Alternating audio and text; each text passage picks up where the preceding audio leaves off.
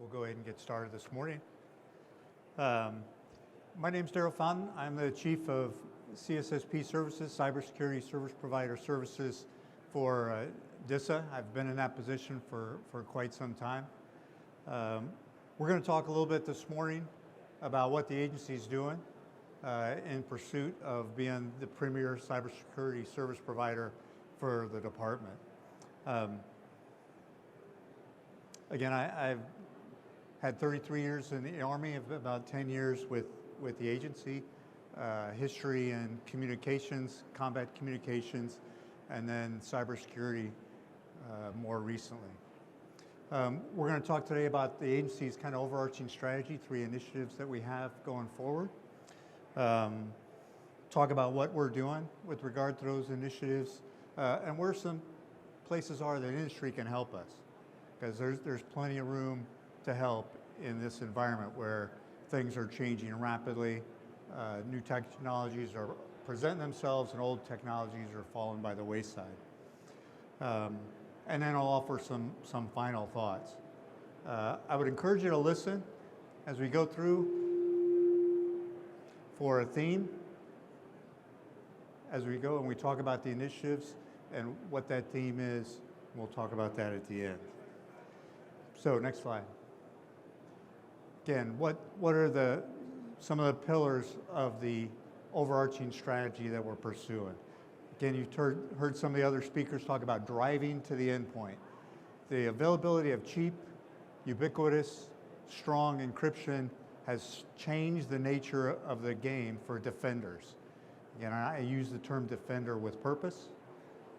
I'm not as interested in the security posture. It's in my area of interest, not in my area of responsibility as a security service provider for the agency. I'm interested in defense, looking for indicators and compromise and finding bad things that are going on the network.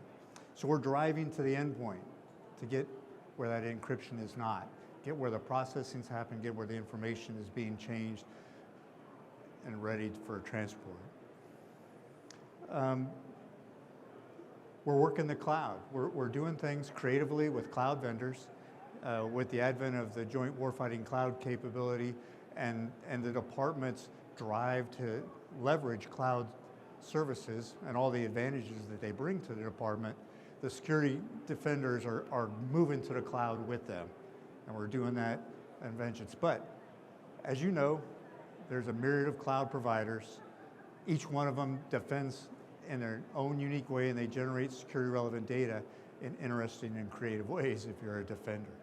So we're working with those guys. And then finally, we're trying to synchronize those things that we're doing in the cloud. We're trying to synchronize that with those things, the legacy defensive capabilities that we have, so we can bring them all together in a system of systems to provide optimal defense for the department. Next slide. So this is the agency, obviously a large organization, 15,000 personnel spread across the United States. Lots of big numbers that are scary. I'd like to talk a little more about the security team that's a part of that.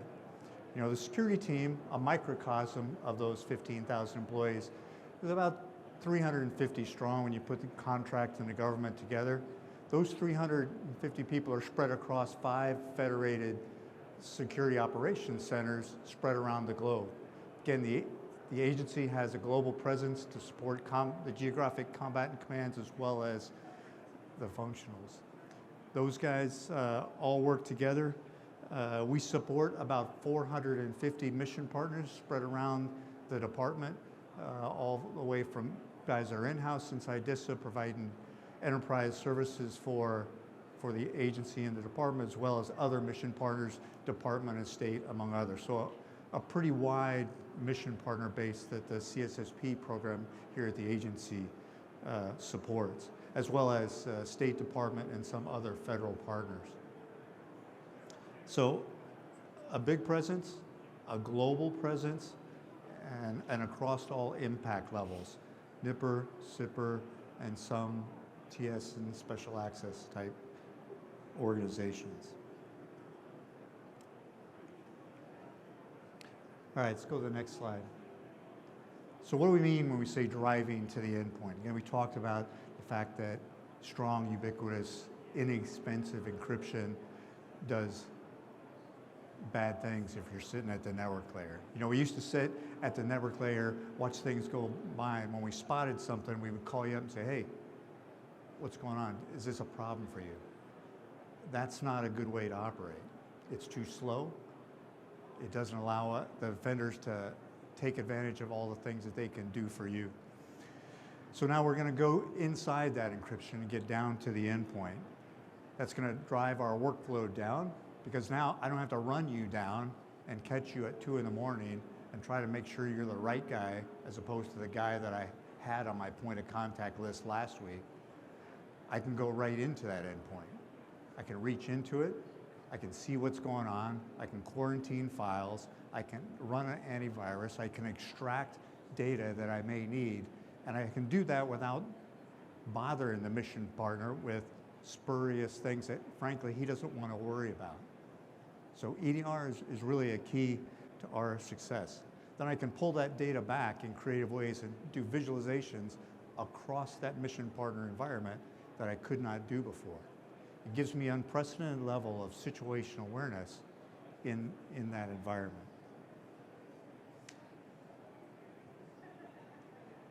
Again, environment continues to evolve, and we have to evolve with it. Certainly something that's a bit of a challenge. You know, the department really made a commitment to deployment of an EDR in the form of Microsoft Defender for Endpoint, and the agencies embrace that and working with it. But there's some things that have to be refined over time. You know, I'm a part of big government, Department of Defense. We're inherently conservative and risk averse. That's why we're still around. But that's not really helpful when it's time to transition to something new. We've been doing HBSS for a decade. A decade. We know how to make that thing work. We know how to make it sing and dance and do all kinds of fun stuff.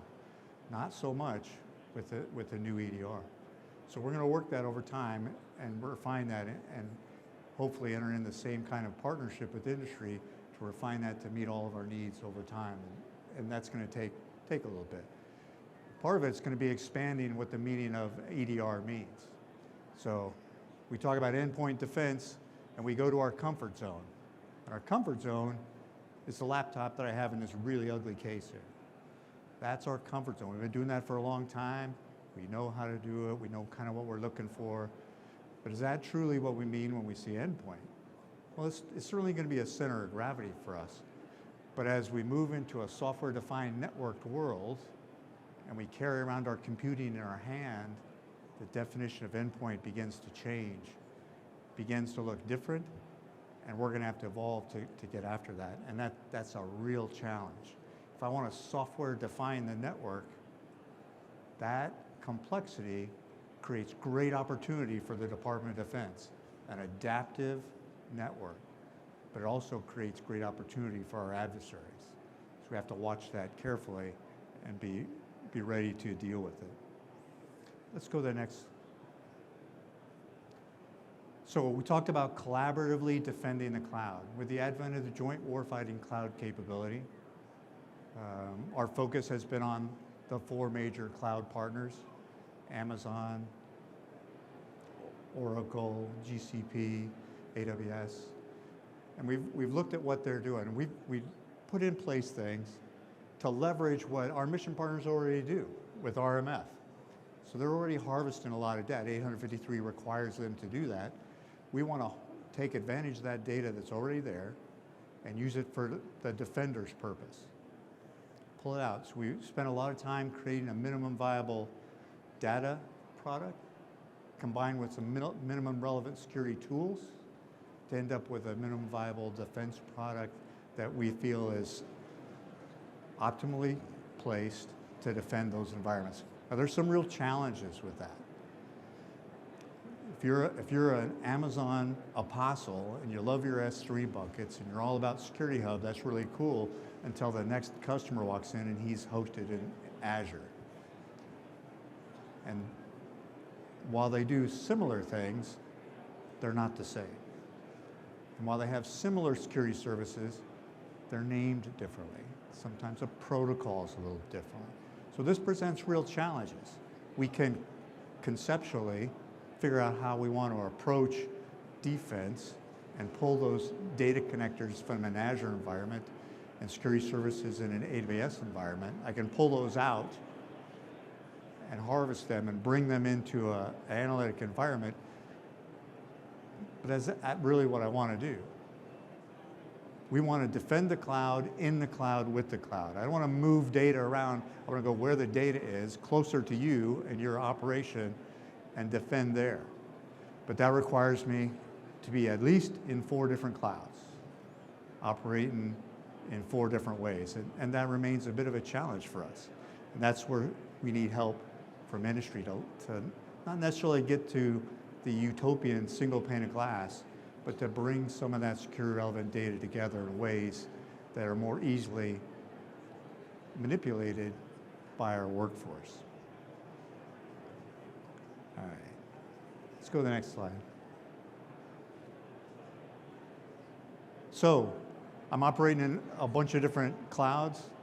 I'm at least 7 different SIM structures inside the agency, at least 7.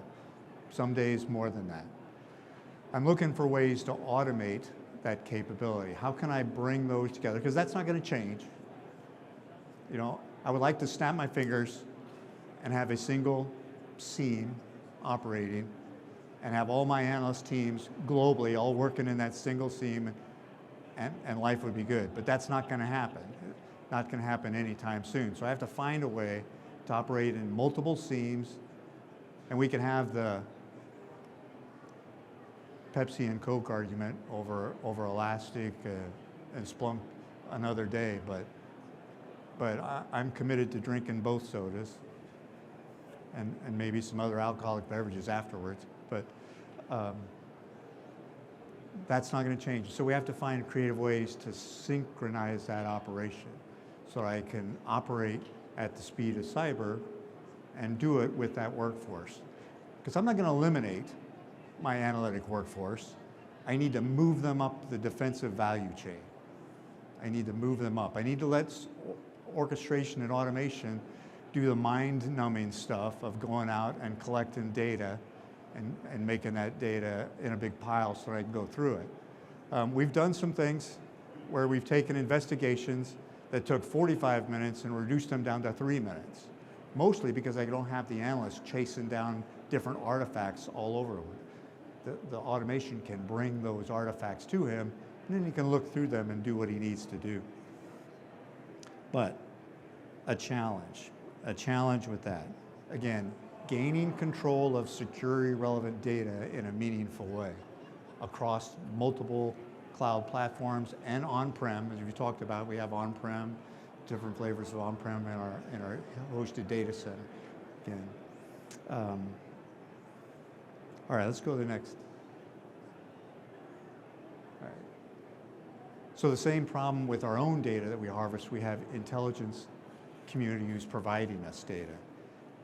And that's overwhelming. We do a lot of open source on the NIPRNet because that's where a key center of gravity for the department is in its acquisition of services and material. And so we spend a lot of time combing through different commercial threat intel sources. Unfortunately, we don't find that to be as effective as it could be. We really need a comprehensive, automated intelligence curation capability to help our analysts. We really need a capability that will work through those reams of data and find out if the latest thing on a given web page is chaff, or is that the golden nugget that's really going to help us prevent the next significant attack. We're grading our papers with MITRE ATT&CK as a disinterested third party sort of gauge to tell whether we're doing well, because we know that that's a bit of a challenge. But we know the MITRE ATT&CK framework is something that is based on fact and based on real world, and so we find that to be useful for us, if not challenging in its own right. All right. Okay, next slide. All right, so a lot of things. Again, the agency is committed to change. We're committed to embracing the enterprise detection and response capabilities that are now presented through a department's move in the direction of MDE. We know that journey is going to be one that continues for a while over time. We know that we need to continue to work closer with the industry. You know, the 900-pound gorillas in industry, in the cloud in particular, are outspending us significantly. There's no reason for us to not leverage that time, energy, and security expertise to our advantage. We just have to be flexible enough to reach out and take advantage of that. Again, we talked about in the past, we would sit at the network layer, watch things going by. What we're finding is the new environment demands that we be more closely integrated with our mission partners. I mean, I need to know what you're working on. I need to know what you're doing on your laptop. I need to you're here at AFCEA West in a booth session, knowing why you're here and why you're doing that. And so that I don't interrupt your work, and that we can collaborate together, both with your administrative team and you, to deliver a security product that meets your needs, not necessarily mine. And then we have to automate and elevate our game. We have to automate the mundane, routine tasks that our analysts are burdened with today, chasing down IOCs, looking for artifacts and trying to sift through those. I need to automate that way so I can move that analyst up the value chain. I need to move him up where automation isn't quite there yet. I got to get him so he can do the things that the automation can't do, that robotic process can't help him with. So again, talked about driving to the endpoint, DTC, ITC, WTC, defend the cloud in the cloud with the cloud, and automate and elevate. We need to set the conditions for how we handle our data. Because data is the key. Everybody here, the buzzword is AI/ML. Everything tastes better if you sprinkle AI/ML on top of it, right? Everything. Everything's better, faster, gooder, special. But what is the engine of AI/ML? Good data. You gotta have good data. What is the agency struggling with? Good data. I just told you I'm in 4 different cloud providers that all generate data in different ways. I'm driving to the endpoint and I'm reinventing the data that I harvest from the endpoint. I gotta be able to tag that. I have to be consistent, persistent, and disciplined in how I manage that data. So I set the conditions to use AI/ML.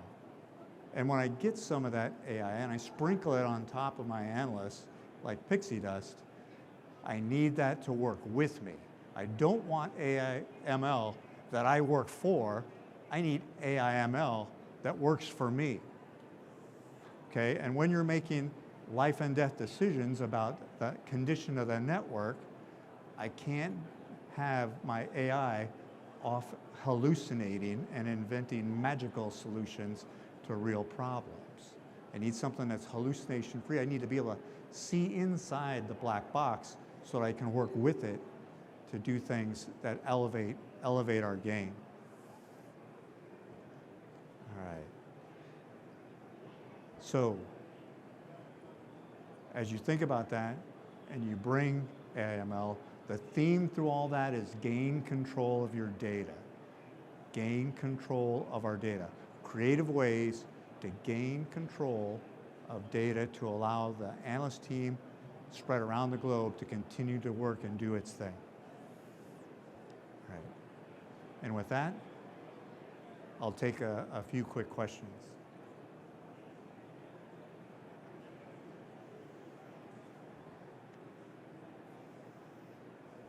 Or not. I'm okay not too. Hi, thank you, sir, for the great presentation. I just wanted to ask a quick question. I'm not that familiar with the different offices, but do you guys work in conjunction with like the DODIN Joint Force Headquarters J9 with their threat aggregator initiatives and things like that? Is this defensive cyber operations initiatives in conjunction with that, just looking at your slides? Sure. So physically, JFHQ DODIN is on the 5th floor, and I am on the 6th floor. And I'm not going to say that's because we're better than them, but we might be. No, we work with the JFHQ DODIN team like this. I'm in J357. I'm subordinate to to the director and his operations team. We work closely with the J36, which is the operations wing. I'm the beans and bullets and the over the horizon guy, and the current ops team in J36 are the current ops guys. Nobody calls me at 2 in the morning about something that's happening on this young lady's computer over here. They call my peer over across the way, but I talk to him all the time. And then we work hand in glove with JFHQ DODIN on the 5th floor to synchronize our efforts. Okay.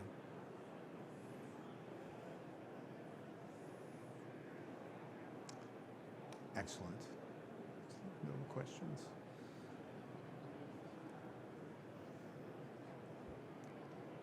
Come on, man. No, not the hecklers.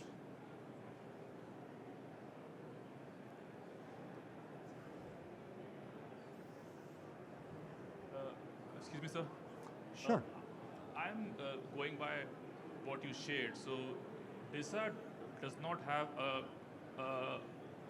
common log format defined for the SOAR, or we don't have the logic to transform it. Our challenge is just so many formats. So no, there's not, because we have a whole variety of SOARs. We have multiple iterations of elk stacks running that we use. We have multiple iterations of Splunk spread across the family, and then we have some other data generated through the internet access points that are all coming to us in different ways. So we're looking for that security orchestration automated response to reach out and touch those security generators with APIs that will allow us to synchronize those operations. So it's not so much that we don't know how to sync, it's just we have multiple data formats being generated that you have to be able to reach out and touch. But the plan is to define a common log format so you can. The industry's defined they can use ECS or the Splunk common schema. We can use those. We're not looking to redefine that. We're looking to use what's organically available in a more effective way, I would say. Again, I'm not dictating a new data standard. I am trying to define the key elements that come out of that through the CDO office, our chief data office. Okay. Okay. Thank you.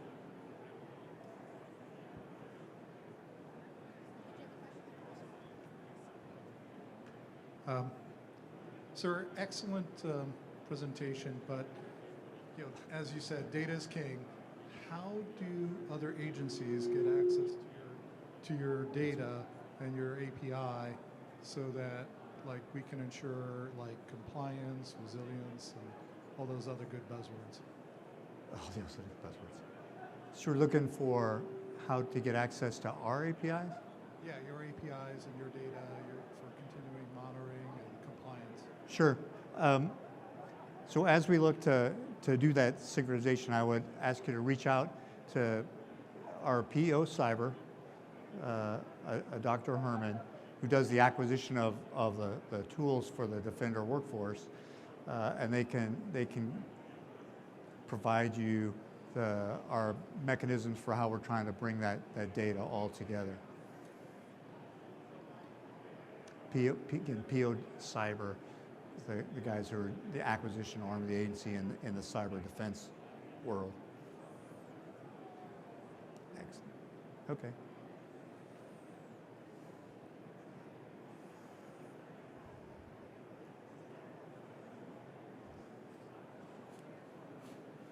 Okay. Excellent. Excellent.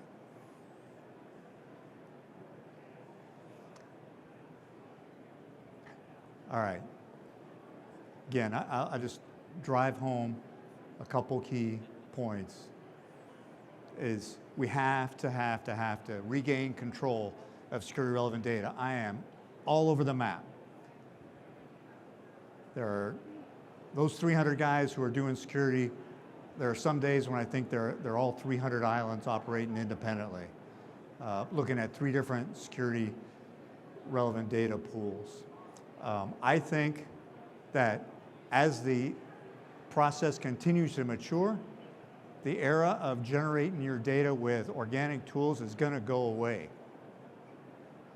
It's going to go away. What is industry telling us? What is the National Defense Authorization Act telling us? It's telling us, put all your data in a big pile and then let the wonders of modern automation sift through it in ways that the gray matter between my ears cannot, and cull out of it what we need. A big data platform that's truly there to operate through. Because my techniques for generating secure relevant data with appliances just are not combat effective. Too hard to manage. I just need to dump my data into a big pile and then sift through it looking for the things I need. And then I don't necessarily know what I'm looking for today, so I have to harvest data in creative ways. I need to create the opportunity for AI to be my partner. And if I don't gather data in a persistent, consistent, disciplined way, then AI really can't help me. It can guess, but it can't be the keys to the kingdom that I think it will be. Again, complexity creates great opportunity, creates a living, breathing, adaptive network, but inside that complex structure are nooks and crannies where bad guys hide. They're going to be in there, waiting. So as I expand the definition of endpoint, many of those software-defined appliances all throughout the network become key to success.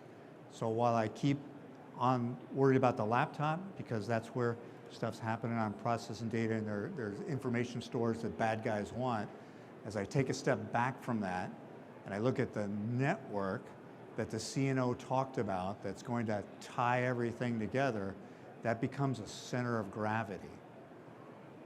So it's not so much as things are passing through it, but those nodes themselves become a center of gravity for a bad guy. It is the definition of a high payoff target, are those nodes. And I've got to learn how to defend those. So I'm going to step back away and harvest data so that I know normal in that network that ties everything together, and then use my automated and machine learning techniques to see aberrations in that to make sure that that network's there when the warfighter needs it. So we'll continue to evolve over time, continue to look for our industry partners to help us with that backbone so that I can see in those super high capacity things what I need to see in terms of changes and indicators of compromise. All right, ladies and gentlemen, thanks so much for your time today.